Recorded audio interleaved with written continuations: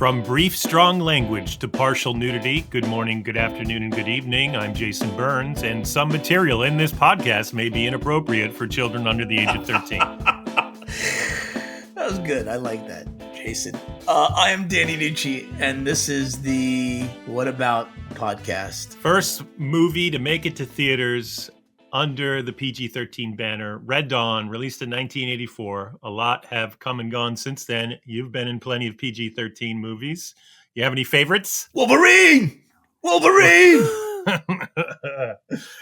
not talking Marvel Wolverine either for the listeners. No. We're talking That's Red one of the Dawn, lines from baby. Red Dawn. Red Dawn, I loved as a kid. It was when I saw it in the theater. I was crazy about it. Did you go out for Red Dawn? Were you acting? No, then? I was an actor then, but I think it was before they were all older than me. Mm-hmm. Yeah. But I loved Red Dawn, and I love Lea Thompson. I'm crazy about Lea Thompson. We did a movie together, which we talk about a little bit. And I'm just a huge fan of her as a comedic actress, as a dramatic actress, as a director. Just awesome. And what a human being. As a writer, somebody who fell in love with writing at an early age and went into a career as a writer, I think more than anything, Back to the Future was the reason why I got into writing. I just thought it was so smart and so well written over the course of those three films that I really would bank on that being why I do what I do to this, to this day. Yeah. Yep. So wow. I wish you would have told her that. Without further ado, Lea Thompson.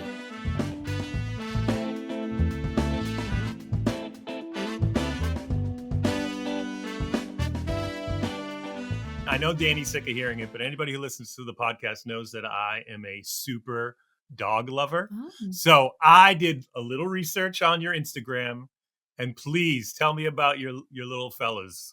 But before you answer, just for the record, I was literally playing with 8 little puppies last night, so I got no issues. Okay, and I was at somebody's house, and I was literally just playing with all the. They were literally this big. They were delicious. They were little lab puppies. They were fantastic. So just for the record.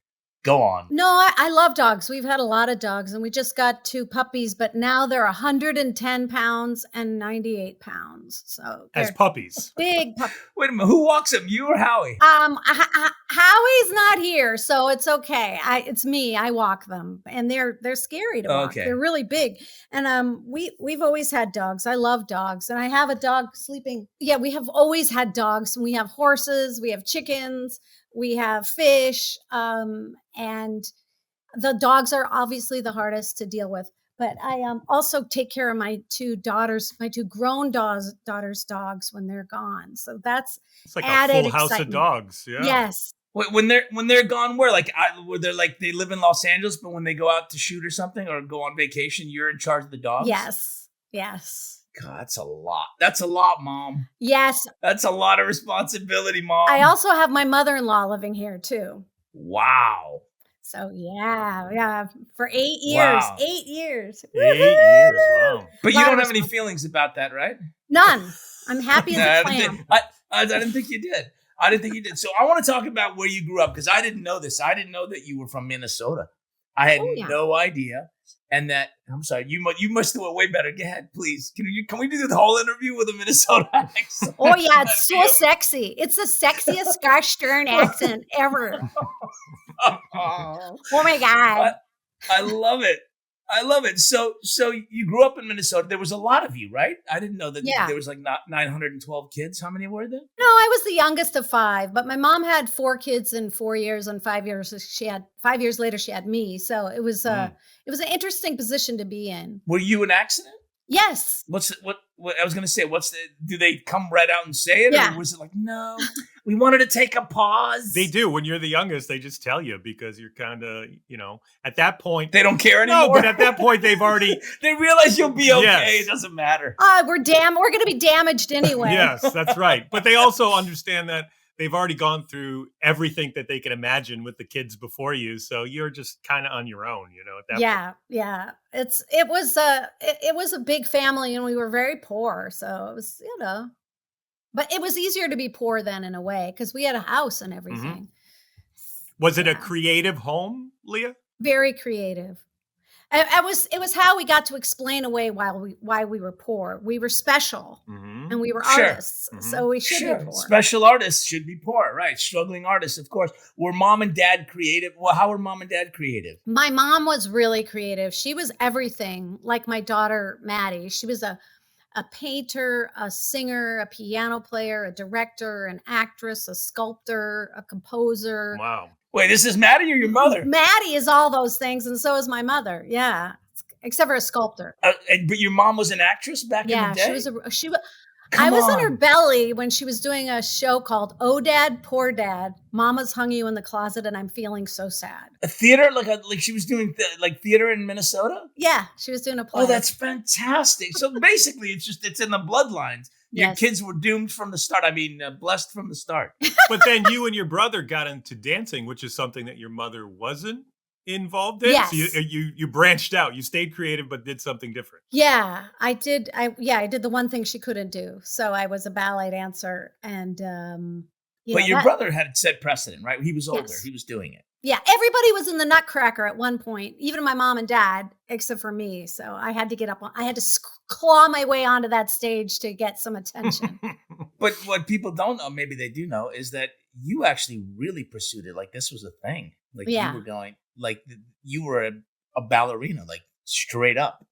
Yeah. And did your brother's success inspire you? The fact that he was doing it, or were you just like, this is what I love? Yeah, I did love it. And he loved it even more. He's actually been doing the Nutcracker with only one exception because of COVID for 60 years. 60 years. Every year. Just in case anybody missed that, that's 60 years. That's amazing. Yeah. Wow. Yeah, he really loves dance, and he still does. And I loved it too. It never goes away. I mean, even like Shirley MacLaine says she's still a dancer in her brain. You know, it's kind of sticks with you. I was trying to do a visualization, and I'm really weird. I can't see a visualization. Like if you guys close your eyes, can you see an apple? Yeah. Yeah. You can't do that? I can't do that. There's no apple. What's the matter with you? I don't know. I read that some people don't even have an inner voice in their head. Like they don't have discussions with themselves. It's just not there. I can't imagine that. Well, they can have all of mine, just for the record. They're welcome. They can have any of the 112 people that are in here. But the visualization, the only visualization I could come up with was like movement, like dancing. I could still like kind of imagine dancing, but I can't see anything. It's very upsetting. So would you choreograph your own stuff, Lea? Probably. Yeah, I've thought about that would be fun. Sometimes when I'm directing, I get to kind of do a little bit of choreography. And a lot of it's choreography. We call it blocking. We call it blocking and camera movement, also known as choreography. Yeah, but I mean, like I just did a Will Trent. I directed a Will Trent, and it was a very special drag queen. Oh, so you got to choreograph. Well, there was a choreographer, but I got to kind of work with it. Collaborate. Yeah. Mm-hmm. Yeah. That's exciting. That's fun. I was going to ask you about that in a second. I'll get back to you and your Will Trent in a minute. But so you're doing ballet. What are the opportunities to move forward in ballet in Minnesota? Are they okay? Are they good? Well, there was kind of one company that my brother was the star of, and so I wasn't doing so great in that. Or maybe I just needed to put a mountain range between me and home to grow up. I don't know. But I moved to Pennsylvania to be an apprentice in the Pennsylvania Ballet, and then I moved to New York to work on ABT too, and then I quit dancing because How old were you when you moved to Pennsylvania? 17. Isn't that nuts? Yeah. Isn't that nuts? I know, with no money, nothing. With no money and a 17. Imagine your girls at 17, like going to a completely different city. Well, my daughter Madeline did. She went to New York, but she did stay with my aunt. She went to New York at 17. Yeah, that's different. Did you stay with your aunt? No. You just went and you were like all on your own. Yeah. Little Lea, all by her lonesome in Pennsylvania, learning how to, ballet dance with a company and having to deal with mean girls and mean dancers and people that are competitive, and it's awful. And you got thick skin, and I love you. Go on, sorry. An internship does not suggest you're having an income. How are you surviving in Pennsylvania? I'm an excellent waitress. Really, really. I remember this one place I worked at, they had mice. So the real trick was to like go, look over there, while the mouse ran. Oh my God. What did you guys like huddle up before you open and go, listen, here's what we're going to do with the mice. Yeah. If you see them out, this is the game plan and break. Is that basically how it was? That's funny. I feel like if you're dining at a restaurant that has mice, you probably are okay with the fact that it has mice at that point. Maybe you don't know, Jason. Maybe they're trying to. I don't know. These sound like very outgoing mice if they're just running around. Yeah. So you moved to New York. What prompted the move to New York from Pennsylvania? I just knew I wasn't gonna move up in that company, and I wanted to, but I had this interesting moment after I decided to quit dancing, where I was like in a week, I was offered an off-Broadway show, The Trip Back Down. I was offered a job in the Ohio Ballet, and got a call back to a musical on Broadway to dance and sing. And I had to. So you'd been auditioning. You had an agent at this No. point. You got all the no. How did that? Well, okay, well, great. So what, you just like showing up and people going, "Hi, I'm Lea. I can dance, I can sing, and I can act. Help me out." I don't remember how I got the musical. I know I auditioned for the play and the ballet company, but I had to make a decision, and I took the play, and then so that 1 week made my whole course. And then you became what is now part of my vernacular since 1998. Thank you very much, Lea Thompson. A schmachter. Yes, a schmactologist as well. A schmachter. Literally, that's where I got it. Like people go, "I'm like, oh, so you're a schmachter?" Like what? I'm like, literally, I think like everybody says it. Like an actor, I'm a schmachter. Yeah, that's where I got it. Lea Thompson. Oh, you're schmacting. I'm like, schmacting. She's like, yeah, schmacting. I'm like, oh, it's like you soften the acting. She's like, yeah, it's great. It's kind of Yiddish for overacting, I think. Sure. Schmacting. Yeah. Acting, schmacting. So I had read, Lea, that you had gotten some criticism around that time and decided to stop dancing. Is that right? And was that something that was kind of devastating, or did you see it as a helpful piece of advice? No, it's part of my bio for 100 million years that Baryshnikov told me that I was too stocky to be a dancer or to be in his company in ABT, American Ballet Theater, which is kind of the pinnacle of ballet, or Balanchine, but I never was going to do that. But so I kind of got to the top, and at the top, someone pushed me off the ledge. And so, not just someone. Yeah, Baryshnikov. And the most famous ballet dancer to all Americans. Exactly. And so who was actually stocky? P.S. I'm not bitter. You're stocky.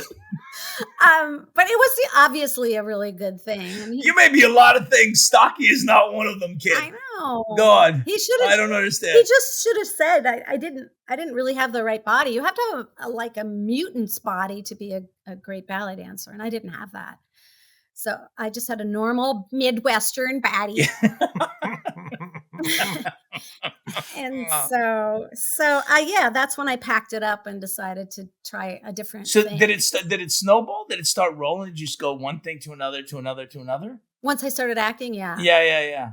And then what was it that put you on the map? Do you remember? Well, my first job was Jaws 3D. Jaws was a huge. Yeah, so you were. It was a huge franchise. Sure. It was a big Universal movie. Do you remember who directed that picture? Joe Alves. Joe Alves. Okay. And I played Kellyanne Bukowski. Sure. There's lots of fans of that movie. I know. I don't doubt it for a second. I'm curious. It was probably the first 3D movie I ever saw. I grew up in the 80s, and it was. I remember you'd get like the glasses in like TV Guide or something like that when it came out on HBO. Yeah. It was an interesting beginning. But what was fun about that was that I got to do my own stunts, and they were like really scary stunts. I did a 3-tier water ski pyramid. There's like 6 guys on the bottom, 2 girls standing on their shoulders, and then 2 girls on the top. Mm-hmm. And I had to do that. And had you ever water skied? Well, you must have, because you grew up. No. All the lakes in Minnesota, never No, water I wasn't skied? rich. That's a rich people thing. Sure, of But course. but I didn't water ski, and it was really fun to have that to hold on to because I didn't know how to act. So it could be like I'm a Did you ballet. ever actually? I mean, because people know you. You're obviously very talented and hilarious. Did you go to school at all? It was just, or did you just pick it up? Did you ever end up going to acting, any kind of formal training? I went to a couple of classes, but being a dancer, especially where I grew up in Minnesota, they were so brutal to us. I was in no mood to go through that again, with people trying to break me down. I was like, I'm broken. I don't need more of that. So unfortunately, I think it would have been fun to do a lot of acting classes, but I didn't. I did a few in New York, but no. So you're basically self-taught. Yeah. Learned on the job. Yeah. Yeah. And what was the thing that made you? Where was the first time that you actually had to like really act? I don't. You know what I mean? Really schmacked, not like just say a few lines here and look cute. I schmacked it in my second movie. I'm not sure the result, but it was this movie with Tom Cruise called All the Right Moves. Well, in some cases, that was the first one. That was a big movie at that time. Yeah, he was a huge star, and not as big a star as he is now, but he was definitely like the up and coming guy. Yeah, at that time. Yeah. So that was your first time you were like, okay, let's work the scenes. Let's work it out. Well, he had come from all doing The Outsiders and all of that. So he was really into it. I remember like it was freezing and he was doing a football game and he made me come to the set because he said my character would be in the stands. And I was like, it was midnight and it was raining. I had to sit in the stands. And also we had to go to high school so we could remember what going to high school was about. That was weird. That is weird. And it was easy for him because he got busted really fast. Somebody recognized him, so the whole thing was right. So he had to go, but you can stay. Yeah, you can still check out the high school. I did see when I was looking at your dogs on Instagram that you still wear a coat that you were given from that film, right? That's awesome, and it looks amazing still. Danny, I was so impressed that they gave me a coat. I was so poor, and they had a down coat, and it was my warmie, like a set coat. Yeah, I was gonna say it was your set coat. It was my warmie coat, and I was like, "What the heck is this?" And they gave it to me, and I still have it, and I wore it this Christmas. It's still a good coat. Isn't that crazy? That's an old. That's 42 years old. I was gonna say that's an old coat. I mean, it's weird we talk about these numbers and look at you. It doesn't make any fucking sense whatsoever. But so you do all the right moves, and they're like, oh, all right, the film does well, and they're like, oh, we got to get Lea for this, and we got to get Lea for that. Now, were you like walking into auditions going, Miss Thompson, nice to meet you. Did it shift? Because I remember when I did it, there was one thing where literally I did this thing, and then after that, for however long it lasts, these things, it was like I would walk in like, oh, thank you so much for. I'm like, I know. Who are you talking to? Like, when did you become so nice? Like, wait a minute, where's the stand there? So at what was it after all the right moves that start to happen where you would walk into a room and they'd be like, oh, thank you, I don't remember that. Blah, blah, blah. And frankly, I think it happened all so fast for me. I never expected to live in California. I never expected to be a movie star. I never expected to have any money. I never expected to have that kind of attention. So it happened so quickly. It was actually kind of traumatic. I was, and I felt like I didn't know what I was doing. And so it was all like, all the... Was your big secret? I don't know what I'm doing. Like everybody. But, just the publicity. You know how publicity is? Being on... Of course, yeah. On the Today Show and the Tonight Show. Ugh. And back then, Lea, there were 3 networks, and a film would come out, and it was the only film. It was a big deal. People's attention wasn't everywhere, so it was on the things that were coming out at any given moment. Yeah, it was a lot. It was a lot to process, and I'm just realizing how hard it must have been on me at the time. And because very, very quickly I did Red Dawn, and then I did Back to the Future, and that was insane. And then I did I did all these movies, Some Kind of Wonderful. I did them all in a row. Some Kind of Wonderful. And what happened on that film, Lea? I met my husband. He cast What happened on that movie, Leah? Bow chicka bow wow. Now,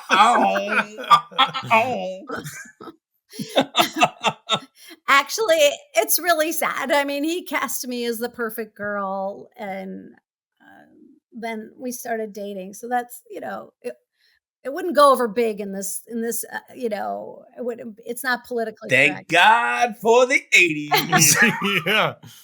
But here's what's so amazing, Leah, is that it's one of the things that I complain about so much about today's entertainment landscape is that you just listed off these great movies that you were in, and they were all original ideas. Yeah. And we don't see those. I mean, to me, Back to the Future was a life game changer for me. I fight with my friends all the time that it was the best trilogy, Star Wars be damned. And we're not getting those anymore because we're not getting original ideas anymore. Not often, but I did see a really great movie, I thought, which was Civil War. Did you see that movie? Oh, yeah, I hear it's great. No, not yet. It's like, when I got out of that movie, I was like, I haven't seen a movie in 10 years. Like, it felt like... It starts to feel like that. It felt like a real movie to me. And it's an original idea, and it's pertinent, and it's artistic, and it's a great movie. But yeah, I know the original idea thing is amazing. I mean, they made Fall Guy as a feature right now. Yes, that's right. I'm sure it's going to be great. But I'm sure it's fine. Listen, they're trying to figure out what will work. Yeah, they're looking for a guarantee, of course. So you're a huge star. You're on Back to the Future, and then you do Howard the Duck. Oh, right. I forgot. I left that one out.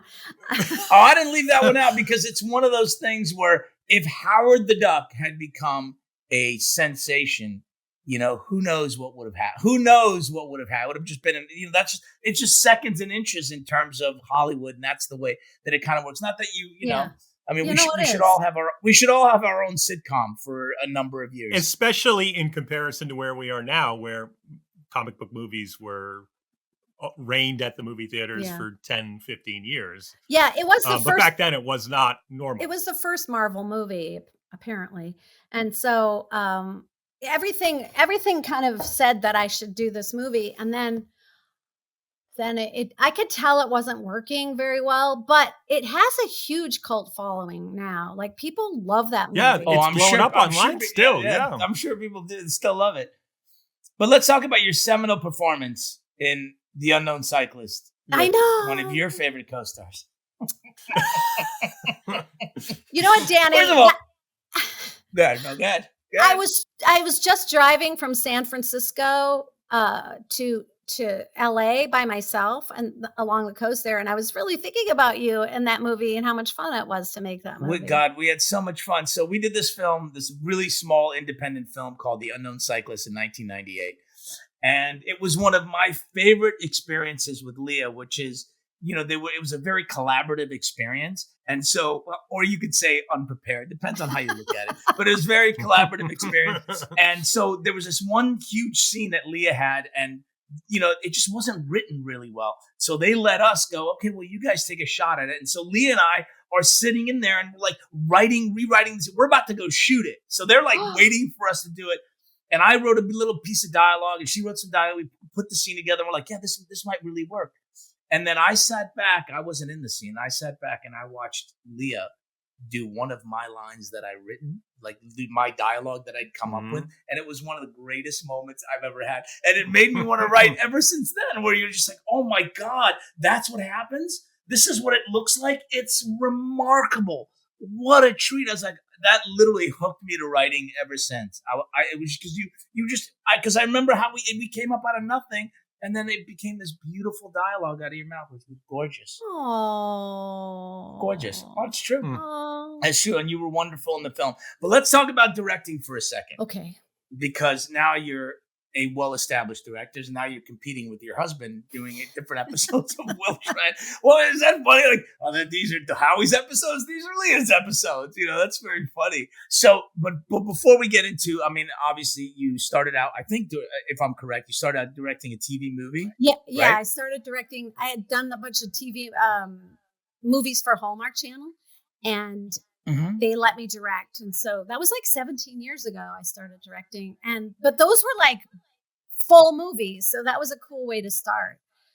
and I got to shoot on film and everything like that. So I really love directing. I love directing. It's so exciting. And talk about how the Year of Spectacular Men came about, because it's a family affair. I mean, I want to know, because I'm just gonna crush you on this experience. You're directing, for people that don't know. Your husband produced it with you and your daughters, and they're both starring in it. You're in it, and you directed it. And action. It was even weirder than that, because my oldest daughter, Maddie, wrote it.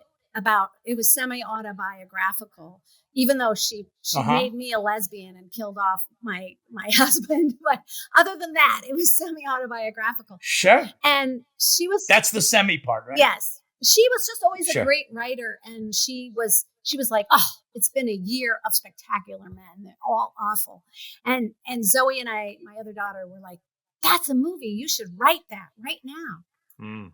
And so she did. She wrote it, and we somehow scraped together the money, and we made this movie. And then Maddie also, she did the score. She wrote 5 songs for it, as she sang the songs. Wow. Overachieving. And we also shot it over a period of a whole year, because it was the Year of Spectacular Men. So we had to shoot pieces in the snow, in the spring, in New York, in Lake Tahoe, and San Francisco, and LA. So I had Who boarded this film? I don't know. It was crazy. Who boarded and scheduled this film? And we had there's the real hero of this film. I know. We had like Nick Braun and Cameron Monaghan, and we had to put them 6 months apart in different scenes. So they were really great, all the actors.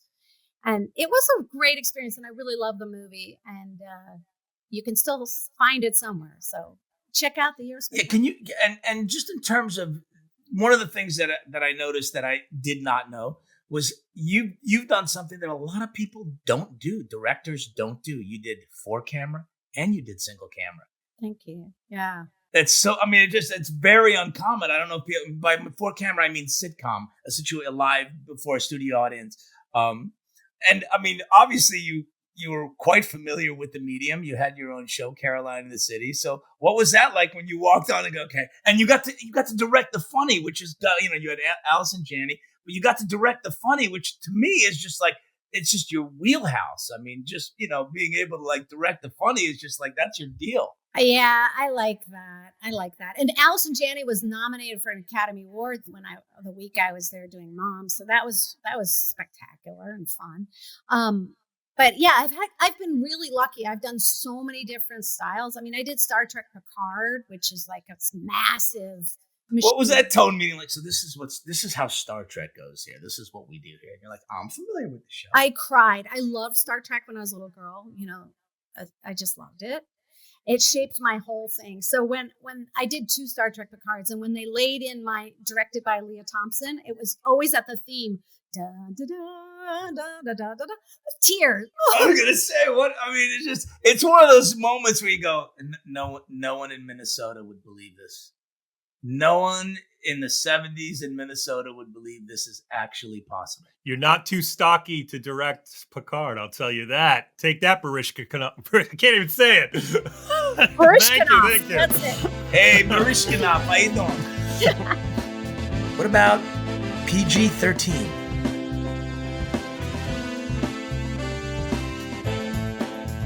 You mentioned Red Dawn. Red Dawn was the first PG-13 movie to make it to theaters. I believe The Flamingo Kid was the first to get it, but Red Dawn beat it to theaters. Do you recall at the time, especially going out and having to publicize the movie, having to explain what it was? And did you feel like, oh man, I'm in this movie and they're experimenting with something? And do you recall what it was like to find out that you were in the first movie that was PG-13? I just remember thinking, this is so violent. I thought it was going to be an R, like All the Right Moves. So I thought it was kind of interesting that they came up with something new. and in perfect American fashion, like All the Right Moves got an R because I showed my boobs and because I said the F word. And there was a big deal. They were okay with me showing my boobs they were okay with me doing the deed on screen, sure, but not okay with me saying the word. Saying it. I mean, right. It's all so crazy in America. And then Red Dawn, it was at the time the most violent movie ever made. Like, someone gets killed within the first 3 minutes. And so for that to be like, and a high school too. I remember that scene. Yes. So I remember thinking that was absurd even then. Like, I was like, wow, there's so much blood. It's so violent. Which kind of makes sense given that it's John Milius. Well, you got to give me some John Milius stories. I mean, please, give me one John Milius story. He called me Beast Woman for some reason because I had that big hair. Yeah. But the audition went like this. Arnold Schwarzenegger was sitting in his office and they were both smoking cigars. As they do. At MGM at the time at Sony, on the Sony lot. And I walked in. I guess I was already a little bit, came with a pedigree already because I was a hot actress. And he said, I've got to ask you 3 questions. And I go, okay. He goes, have you shot a gun? Can you ride a horse? Have you ever eaten squirrel? Have you ever eaten squirrel? Now, guess which one of these I had actually done. Eaten squirrel? Yes. That's amazing. You've never shot a gun or ridden a horse? No. But I said Of course. Who doesn't? Every actor knows how to ride it. Please. Yes, I can water ski a pyramid. Exactly. Are you comfortable with horses, Danny? Oh, yeah. No, I'm very comfortable with horses. Yes. So I got the job, but that was one of my John Milius things. So was there a squirrel involved in shooting? No. No. Okay. Just trying to jog your memory whether Lea actually eats a squirrel and whether John Milius goes, listen, I want this to be real. Let's eat a real squirrel. They had to cut it out to not get the R rating. Which is cool. I mean, the thing that it was a violent movie, I was reading about how PG-13 came to be, and part of it was that the violence of Gremlins was one of the things that prompted them to change it. Because when you think about it, it's a pretty violent movie. I mean, what happens to the Gremlins and the humans off screen? The poor old lady on the staircase. Yeah. They send her through the window. Yeah, and the other one was Indiana Jones and the Temple of Doom. They thought was a little too. Yep. They wanted to give it an R. So Spielberg, he might have had some influence at the time. Decided that I'm just saying he might have had some influence. Just a little. But it's crazy to think about now because, or even, last 20 years, is every studio wants to try to appeal to everybody, and PG-13 is the go-to rating. Yeah, right? That's true. Well, I think there's room in PG-13 now because, think about it. 13-year-olds, if we're going to say, 13 and up, there's nothing they're going to see in a PG-13 they haven't seen on the internet. Yeah. And that's just just the reality. On TV. I mean, things are not rated on network TV like PG-13, but you can see everything on network TV now. You watch FX, you can see all kinds of things. They moved Will Trent that I directed to 8:00, which used to be like the family hour, but it's not. It's pretty risque what happens on that show. So yeah, it's all up for grabs now. The film went on to make, I think, $38 million on like a budget of about 17. Do you think the PG-13 rating helped it, or do you think having the R would have had more people at that time in the 80s interested? 84, I think it came out. I have no idea. I was knee deep in terror at that moment. Okay, but wait, you mentioned that before. I'm not going to let it go because I want to know, like, do you remember that experience? Do you remember talking? I mean, did you have an agent, a manager, a lawyer? Who were you discussing this with? Family members? Where were you? Who was your sounding board at this time?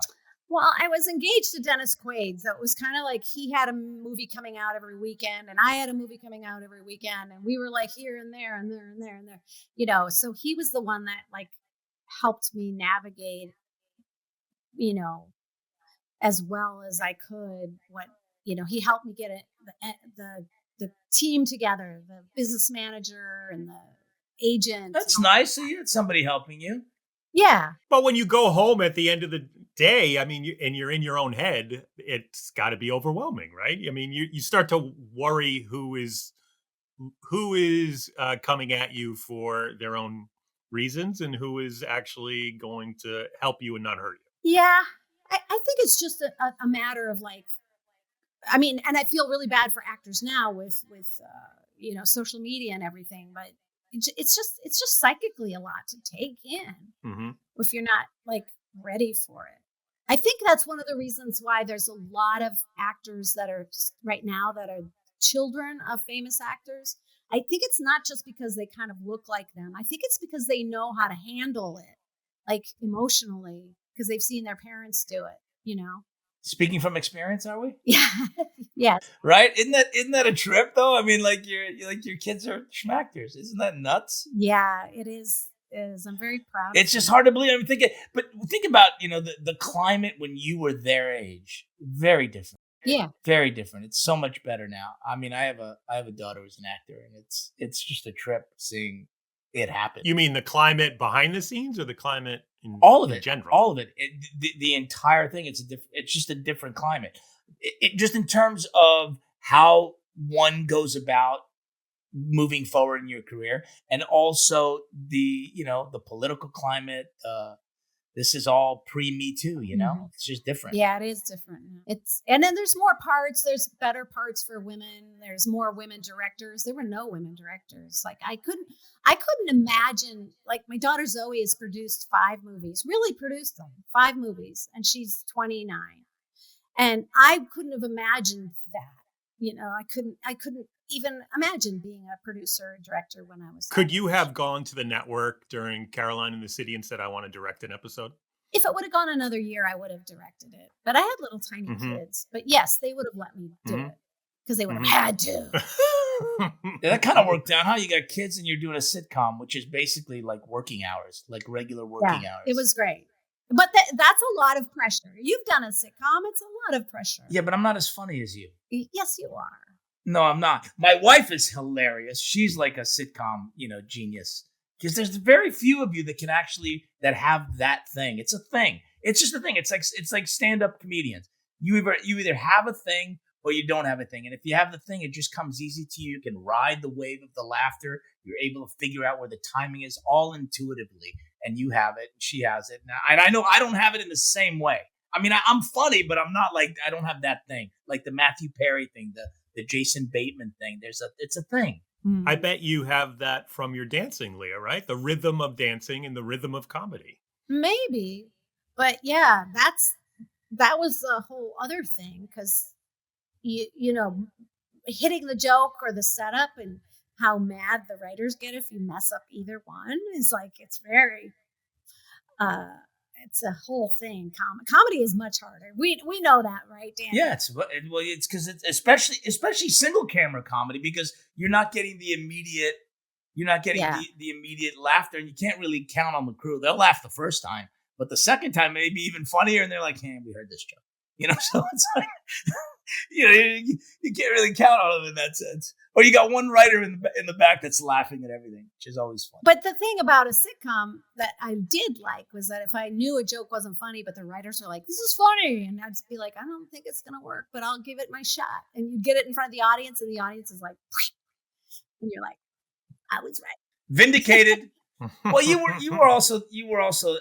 I say either the gal or the guy. You were the gal on that show, so you had a voice. You could go, "I like this. I don't like this. This would be cool. This would not be cool." It's a little different when you're, just a guest. Yeah, no, it's very hard. But I always find that the better the writer is, the more collaborative, right? That's my experience. Yeah. Or at least open. Mm-hmm. Maybe not collaborative. Maybe too strong a word. Open to hearing different ideas. So before we let you go, we got a listener question. Mm-hmm.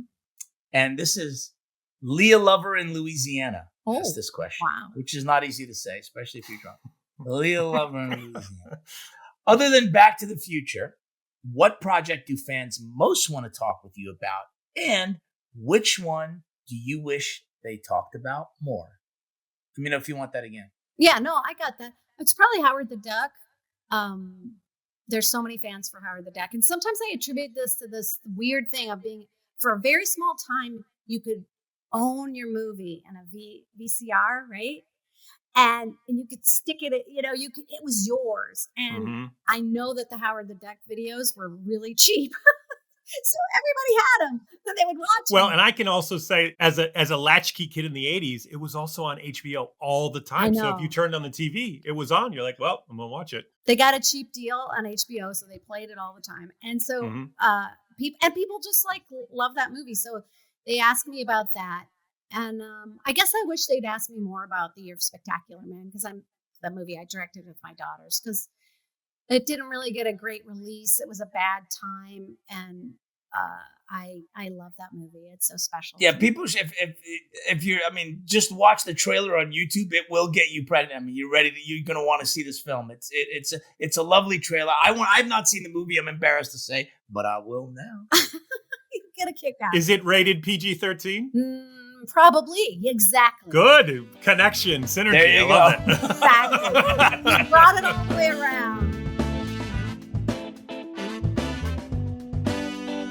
I want to talk to him more about The Year of Spectacular Man, because, can you imagine you're the mom and you're directing your daughters, and you're directing your daughter's dialogue and the script that she wrote? There's like interpretation issues. I was like, oh my God, what was that like? Or maybe it was just completely symbiotic. And her husband and her daughter's father is also the producer of the film as well, right? Yes. So there's a whole thing. And the director. Yeah. Like, you got to sit back and just go, I'm just letting it. Can you imagine? No. Imagine Kate directing, and you got to sit back and let Kate direct and not say anything, and let her do it the way that she wants to do it, and trust that her vision is going to come through. Well, I'm a control freak, so that was... That's what I'm saying. That's why, is it not come through? Yeah, I guess come through. Vision's going to come through. Sure, Yeah. Yeah. But yeah, can you imagine that? That's a lot of inner work there. I wish we had a chance to talk a little bit more about PG-13 movies, but as we're having the conversation, I realize, there's not a lot to talk about. We talk a little bit about it, but then we just went back into more about her life and career because it was so much more interesting than PG-13 movies. Yeah, than PG-13 movies. We talked a little bit about the history and how they came to be and who was responsible, and we didn't talk about the Hays Code, but that's okay. People can research it. Good point. Excellent point. Research, people. Yeah, in your spare time. Thank you for listening. Music by Denny Nucci. Produced and edited by the same two people you heard hosting this show, because they have no friends.